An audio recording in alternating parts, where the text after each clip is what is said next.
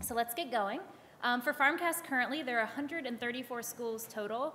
118 of those use the PharmCAS application service, so most likely, if you're going to apply to pharmacy school, you will probably be using PharmCAS. We have also now implemented graduate programs into PharmCAS. We currently have 12 participating programs. It's the first year for that right now. And even newer than the graduate programs being added is PharmDirect, and that's only for 0 through 6 programs and early assurance programs. So that's pretty much anyone coming right out of high school. You know you want to be a pharmacist, you do that. It's kind of a track where you would start taking your prerequisite classes immediately, starting your freshman year, and work right into that within 6 years. You're guaranteed admission into the 4-year professional program as long as you maintain the requirements and grades. You would then apply through PharmCAS after that second year, but that's what the PharmDirect is. Again, only 2 programs participating at the moment, but that just launched October 6th, so it's only 6 days old. Moving on from there, these are the new programs that have just been added for this application cycle that we're currently in, which is the 14-15 application cycle. So obviously any graduate program is brand new to PharmCAS, and then those are our new PharmD programs that you can now apply to as well. One new one in California in particular being Chapman University, which is in Orange County. This chart is pretty helpful for you guys because it shows you the number of applicants per application cycle. And as you can see, we've kind of steadied out around the 17,000 mark. In addition to that, we have about 4,000 that are for non-PharmCAS schools. So you put that together, we're at about 21,000, and the actual seats available is about 14,000. So you do the odds there, do the math. It's pretty good odds in your favor that you're going to get in if you meet the requirements. It's about 2 to 1. So it's not as competitive as some may think, but you still have to be a strong applicant. And one thing we want you guys to note here is that California, the odds are a little harder. It's about 50% of applicants get in who apply to California schools only and do that. So you expand your applications outside of the state, it's going to work in your favor. One thing to note is that you should look at the tuition tables on our website for AACP. I can give you guys more information on that. But you might be surprised that some out-of-state schools may actually be cheaper than some of the schools in California. So something to definitely consider. This basically shows what an accepted applicant looks like. This is a profile of the 2014 entering class. Kind of gives you their averages right there for GPAs of different breakdowns. One of the big ones to note is the cumulative GPA, hovering right there at about 3.37. It's dropped a little bit. It had been about 3.4. Other things to see there are the composite percentile for PCAT, which is at about 54.07 right now in that percentile. And then a few other stats right there. And then one other thing to note is U.S. citizens is at 90.3%. This has actually gone up. We had been hovering around 85% for a while, so one other interesting thing that has recently changed. Reapplicants. One thing here is that you can add in new coursework. When you are a reapplicant to PharmCAS, you don't get in 1 year, you could reapply the next year, but you don't have to enter all of your verified pre-entered coursework again. So that is a big time saver if you are reapplying again. We try to do that for the benefit of the student. Just next year, however, in the 2015-16 application cycle, this feature will not be available. I don't know if any of you guys have been to the PharmCAS website this year, but you'll notice it's brand new. It looks much different than it has in the past. We will also be having a new application that will launch for the fall 16 enrollment, not for this current application cycle for 14-15, but for 15-16. So everything's going to look brand new. It's going to be much more user-friendly. So just because of that and some changes in questions, the reapplicant feature will not be available, but a lot of you guys wouldn't see that anyways. It's only, again, if you don't get in that first year and you're reapplying again. So it won't affect a ton of people. This slide gives you some information on the submission of documents and where they would be sent. Obviously, a lot of things are sent directly to PharmCAS, and that goes obviously the application, US transcripts, references, your PCAT and TOEFL scores, the PharmCAS application fee, and foreign transcript evaluations. But other things that you need to pay attention to are what goes directly to the school and not to PharmCAS. And those are your supplemental application, supplemental fee, and other tests. And that's going to include things like AP tests, test scores, the GRE, and different things like that. So transcripts. They are sent directly to PharmCAS, and you should note that all deadlines are Eastern Standard Time at midnight, so take that into consideration because that's only 9 p.m. over here. So one thing that you guys on the West Coast should always be cognizant of, because PharmCAS, their offices are located in Boston, so we'll always be East Coast time. Official accredited U.S. post-secondary transcripts for every institution attended. So even if you go somewhere and those credits appear on another transcript, they still are needed. The original ones are always needed. A lot of times what happens, we'll have someone who omits something because they might have had a bad grade or something like that, and then they retook courses and they figure the good ones appeared on a new transcript so they can just kind of forget that, but it eventually catches up with you, and that's a violation of the applicant code of conduct. So easier to do it from the get-go, send everything, all transcripts, every school you went to, into PharmCAS. As far as submission dates, as long as you meet the PharmCAS deadline, then you are submitted on time and we will verify your application. The school will make the call if the transcript is late. So say you got your application in, you submitted it by the November 3rd deadline, but your transcript wasn't in yet, most likely they'll work with you because sometimes that can be out of the student's control, but it's just something to think about. You'll still be verified and gone through the process even if the transcript has not made it in yet. For international coursework, this can be done, this basically just gives you the options that are available. Foreign transcript evaluation reports are sent directly to PharmCAS. The original foreign transcripts are sent directly to the school, and then a lot of schools don't accept any foreign students, so it would obviously only be US credentials for those ones. This current cycle, we accept every foreign transcript evaluation from any company. Starting next cycle, however, we will only be using one company. That will obviously be known to you guys if it matters to you, but everything will be going through WES. And the reason for that is that way PharmCAS will be able to start verifying foreign transcripts. So that's something that has not been a feature previously. A little more on the foreign transcript evaluation reports. Basically what they show is how your foreign courses compare to those in the US, and that's why that's so significant.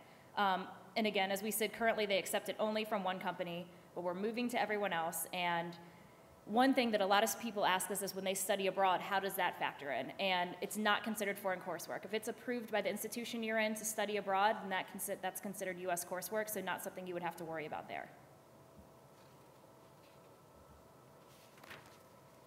So test scores. So close to 90% of schools do require the PCAT. California is one of our few states where the schools currently, most of them do not. However, Chapman University, who has just signed on as one new PharmCAS school in California, will be requiring it. And because of that and other factors, again, with 90% of them using that, it is something you should look for in the future that we will probably be seeing 100%. There's a lot of talks now of a lot of our California schools doing that, and it looks like it's going to probably move towards everyone requiring it. So if you guys thought you might not have to take that, it's something you should definitely consider, especially if it's future application cycle. Another good thing to note here, again, with the PCAT, and since you would be considering that as well, is I noted this before, but on our under the Career Center on the AACP website, again, looking at those tuition tables, as we noted before, you might be thinking only California because of that, but you definitely want to look at compare the California schools to the other schools, whether it's a state nearby, far off, a lot of our rural areas. The tuition tables are surprisingly much more reasonable than you might think. So again, one thing to definitely consider to increase your odds. So for references, this is something you want to start thinking about now. Start thinking about it early. You want to develop relationships. The most common references that you'll see are from a pharmacist and from a science professor. So these are people you don't just want to sit in the back of the class. Make yourself known to them. Speak with them after, and that's how you develop these relationships. Start thinking about it now, so if you, in turn, when you're applying and you need someone to be a reference from you who can talk about your character and your things like integrity and honesty, they would know you enough to do that. So you want to develop those relationships early on. You can do up to 4 per applicant. A composite or committee letter, they do count as one reference. A lot of times they'll come and it's going to look like multiple references in that one document, but it does count as one. And then one other thing is the PharmCAS reference form.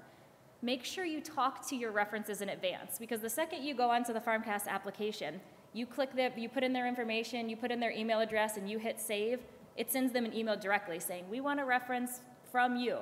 you want to make sure they know that, so they're not caught off guard like, what am I doing here? So obviously good to speak with them about it so they're prepared for it. Another thing you can do to prepare for it is send them your CV, send them your personal essay that you wrote for PharmCAS. Whatever you can do to help them stay familiar with you and everything going on and what you're looking for in this, it certainly makes it easier for them. It makes them easier for them when they're writing their reference for you, because they'll have to check those boxes, but they also have the space to write a detailed analysis if they want to submit there.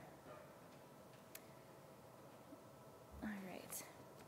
So for the ELOR process, the PharmCAS application instructions, if you go to that, it's on the PharmCAS website in multiple places, but it's a great place you can actually see the rubric that would be sent to the reference writers, so you know exactly what they were looking for as well and what they would have to be filling out. You can even show that to them in advance if you want, so they're prepared for what they're going to be looking at. And we kind of touched base on a few of those other points with the slide before, but again with the ELOR process, students will receive a copy of the message sent to the evaluator, and they will also see when the evaluator has submitted that evaluation in there. So you will know, it's kind of, the new service will kind of have like a clock, and you'll just see it as it completes and completes. If someone is not writing one and you've sent it to them, we do allow you once every 3 weeks, you can send a reminder to your reference writer. So we don't want you bombarding them like every day with something like that, but every 3 weeks, if they haven't written one, you can certainly send them that friendly reminder to get that done. And that's another reason why we want you to do that well in advance, develop those relationships, so you give them ample time to get that in before the application deadlines or all of that.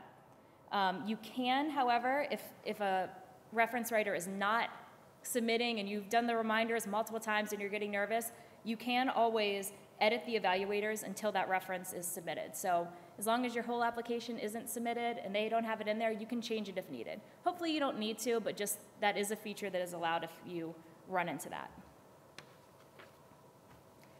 So the PharmCAS application fees. This is one of those things that you want to know ahead of time so you can save in advance. It's $150 to apply to one program, or your first program, and then it's going to be $55 for every additional program within that. And again, we talked about this earlier, but there's 118 schools out of our 134 that use PharmCAS, so most likely you will be using these fees. And then you also need to consider that there's supplemental applications too. Not every school will have them, but the majority do, and that's an additional fee as well. So things to save up for in advance, things to think about in advance. The payments are either credit card or money order. Credit card is obviously much more common. And additionally, one thing to note, and you probably know this, there are no refunds and no withdrawn applications. Most of the time we see that as someone who doesn't get into pharmacy school, they reach back out to us and want a refund, but there's no refunds, ifs, ands, or buts about it for that one. There are fee waivers available. These are on a first-come, first-served basis, and these are based on your tax status. Applicants are given 45 business days to use these, and if not, they're just given to the next person in line. There's only 532 of these that they do offer, but they try to do that for disadvantaged students and lower tax brackets and things like that. And if you're interested in one of those are found on the PharmCAS website under Forms and Printable Documents. There's a lot of helpful things there, but that's a good place to look for most of those documents, and that's in the Preparing to Apply section, which is a good place to go through a lot of stuff as you're going through the PharmCAS application. So the PharmCAS application deadlines are here, and this is for the 2014-15 cycle. They pretty much will always be right around that time frame. They're pretty much the first of every month, unless that falls on a Saturday or Sunday, and then or a holiday for some reason, and then they're going to bump to that's November 3rd. That's why it's the first Monday of the month. And then January, because of the holiday, will always be the second Monday of the month. And this is the date applications must be received. Again, the transcripts don't have to get in. The school will consider that if that's late, but again, when you have to submit by. Obviously, it's much better to submit in advance. You don't want to submit at 12 midnight on the night of November 3rd. Again, PharmCAS will not go down, but it is obviously an extremely busy time, and it might be something where you're just giving yourself unneeded stress for trying to submit last minute when everyone else might be trying to do that kind of thing too. So just give yourself ample time so you're not having to deal with any extra pains along the way. We also say that it'll allow up to 4 to 5 weeks for PharmCAS processing. On average, and this was based on last cycle, we did not exceed 14 business days for complete verification, which is about 3 weeks, but we do say 4 to 5 weeks based on the volume they receive, the time of year. There's certain busier times than others. Obviously, during December, when there's the holidays and stuff, they come back. It can be a little slower at different times like that.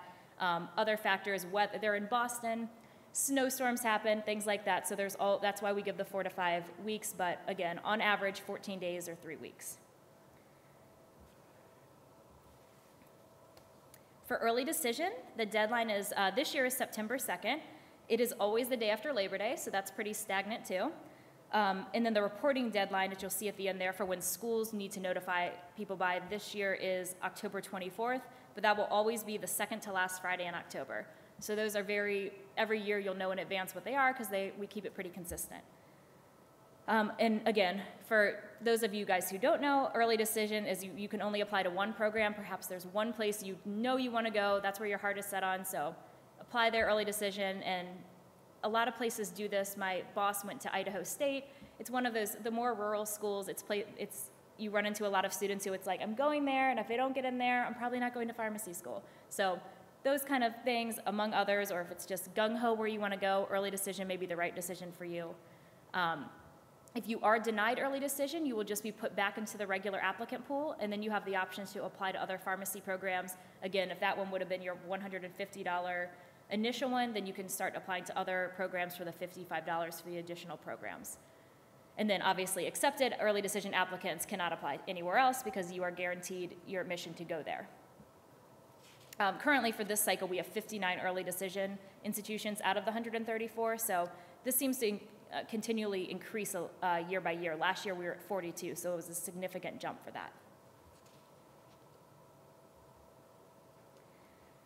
So when a PharmCAS application is complete, this slide is just explaining what complete means to us, which is AACP and PharmCAS, and that is when, after this, basically when it comes in and all the materials are there, it's complete. But in order for a school to look at it, it must be verified. And that means that they have gone line by line and looked at all of your coursework, all of your transcripts, and verified every bit of it. So complete means good for us, but then that's why we talked about that 4 to 5 weeks. It takes them a while to go through that line by line verification, which we'll get into with the next slide. So what is transcript verification? As we were just saying, you enter all of your coursework. It's best to do it it's a painstaking process, but you do it right the first time, it makes it so much easier, because then you have someone at PharmCAS who's looking at 2 computer screens, what you entered and your transcript, and they're just going line by line and looking through it the whole way down. So little painstaking, and that's why it takes such a long time to do it, because they're doing that. Say you went to multiple schools or had credits here and there, they're looking at every one of those and going through every one line by line over and over again and making sure there's no discrepancies. The second they see a discrepancy, you become unverified, they reach back out to you, you have to make those corrections, and then you're starting back over again. So that's why it can be such a long process, because that's obviously a manual task they're having to do. So academic update. Generally, fall academic update will be December 15th through February 15th, unless one of these days is a Saturday and we adjust it. And then spring academic update is typically April 15th to when we close PharmCAS. And that's typically the last day in June. Spring AU is generally only for students that a school plans to accept. So if you weren't in that class, then you most likely would not deal with that. Otherwise, you would, and it's to see that you're maintaining the grades in the courses that they were looking for to complete their prerequisites.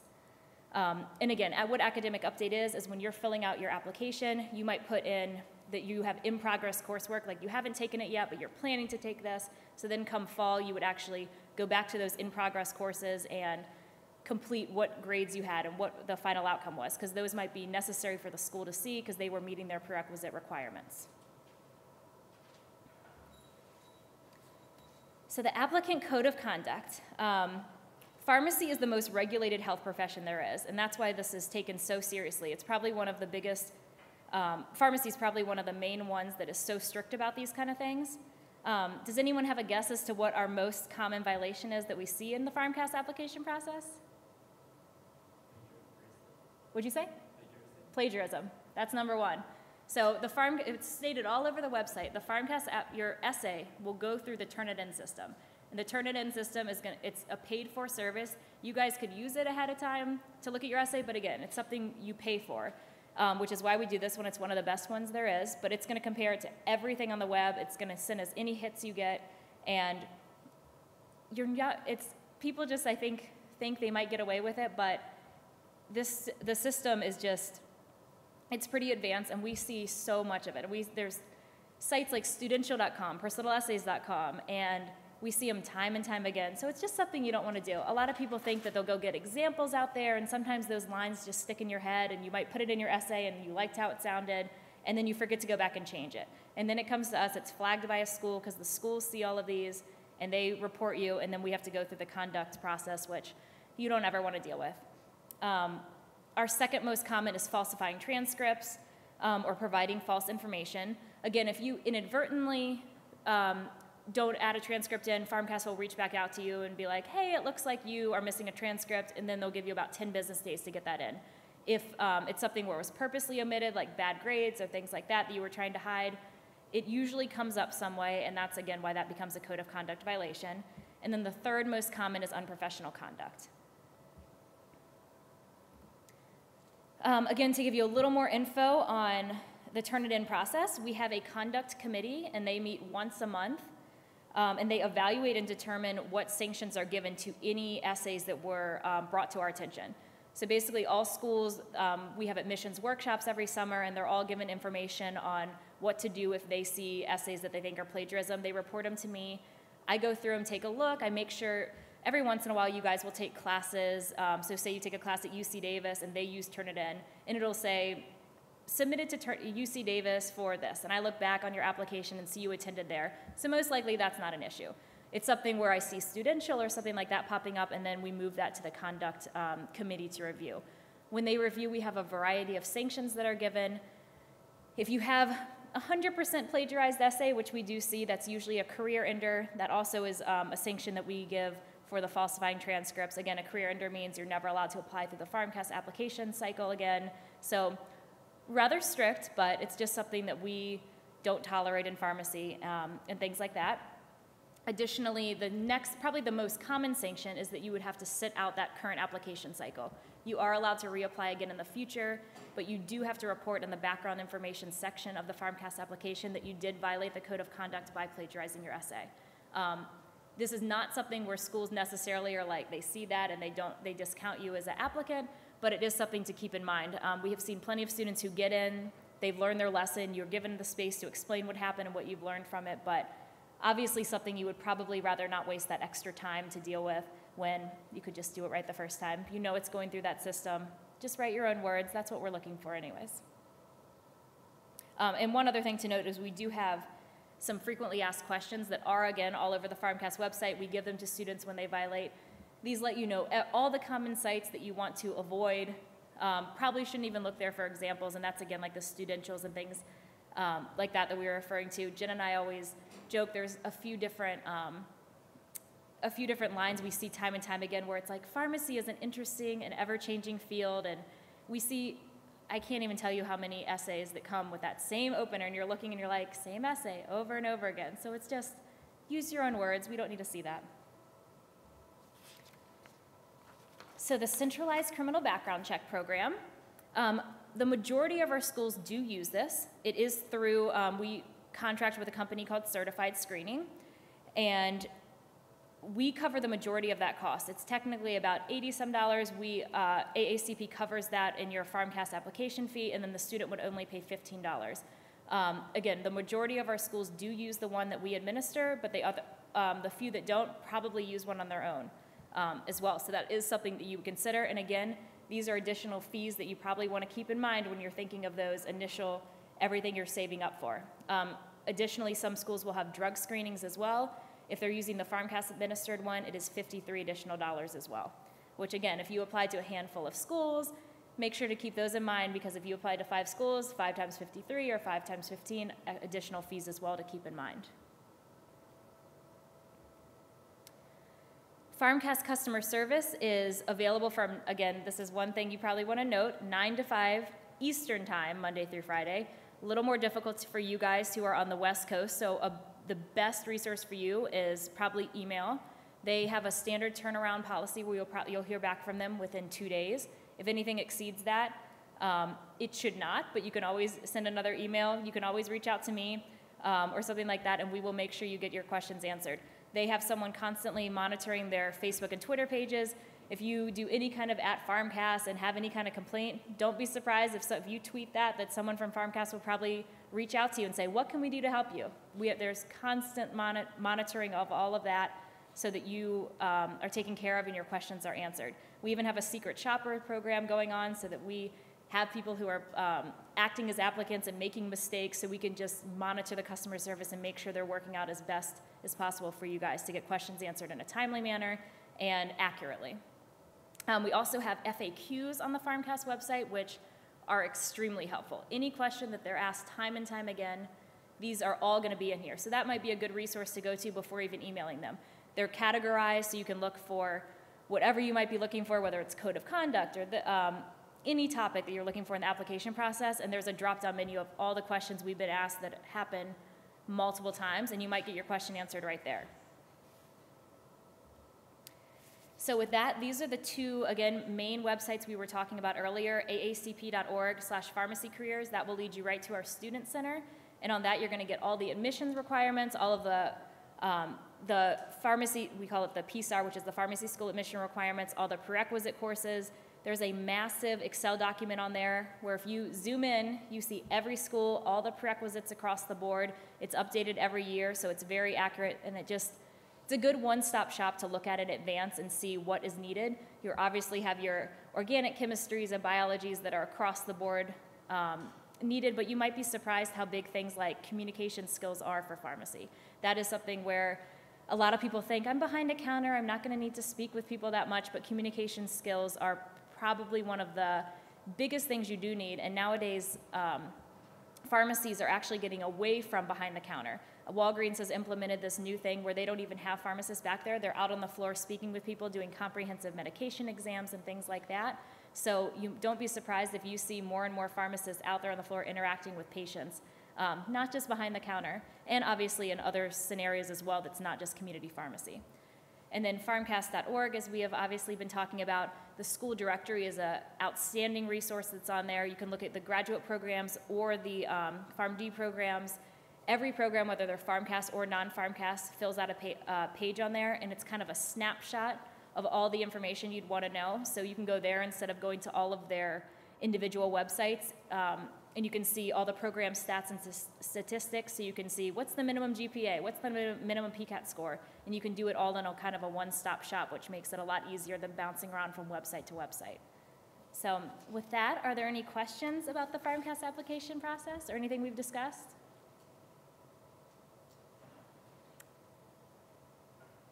No? I do have, I don't know if you guys did or did not make it to our booth earlier, but if you guys want to take any of that information. Oh, you have a question? Yes. The drug screenings, they're $53, like you were saying. Is that independent of institution, or is there a few waivers that are available? For that, that's the PharmCAS administered drug screening, and if they did that, it would be something where it was $53 on top of your application fees there. There's a chance that, again, that's only if they're PharmCAS administered. A lot of schools might do that on their own. I wouldn't know what the cost was for the student there, but if you're going through PharmCAS and they're one of our participants, then it would be the $53 additional. So there are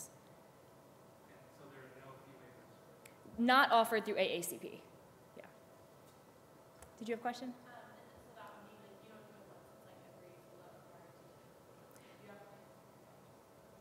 Correct, and that's the thing, it's going to depend, and it also depends on when you're applying through the school, because when it comes down to it, a drug screening is only as good as to the day you take it, because you never know what happens the next day or something like that. And certain schools might also have something where they make you do one every year or different things like that. So it can very much depend on what they're doing, but the PharmCAS initiated one originally is the $15 per student. Anyone else? I was going to say, if you guys want to come down here, I don't know if you guys made it to our booth, but a little extra information for PharmCAS and with all this website information and things like that here. If you guys want the pamphlets or postcards to remind you of where to go without having to write all this down. I've got plenty up here if you were interested. So thank you guys for attending on a Sunday afternoon.